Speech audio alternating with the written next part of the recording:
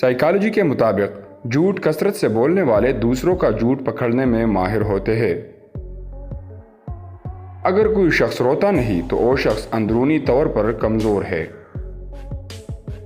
اگر کوئی شخص عجیب طریقے سے زیادہ کہے تو وہ شخص ٹینشن میں ہوتا ہے۔ اگر کوئی شخص چھوٹی چھوٹی چیزوں پر روئے تو وہ شخص معصوم اور نرم دل کا مالک ہے۔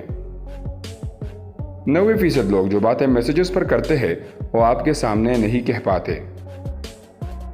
اگر کوئی شخص کم بولتا ہے مگر جب بولتا ہے تو اگر تیزی سے بولے تو وہ شخص اپنے اندر کچھ راز رکھتا ہے۔ اگر کوئی شخص چھوٹی چھوٹی باتوں پر غصہ کرے تو یقیناً اس شخص کو محبت کی ضرورت ہے۔ اچھے اور خوبصورت کھلے کھلے کپڑے پہننے سے آپ کی خود اعتمادی بڑھ جاتی ہے۔ اگر کوئی شخص بہت زیادہ ہنستا ہے، حتیٰ کہ غیر ضروری باتوں پر بھی ہنستا ہے، تو وہ شخص اندرونی طور پر انتہائی اکیلا ہے۔ سونے سے پہلے جس آخری انسان کے بارے میں آپ سوچتے ہیں وہ یا تو آپ کی خوشی کی وجہ ہوتا ہے یا دکھ کی۔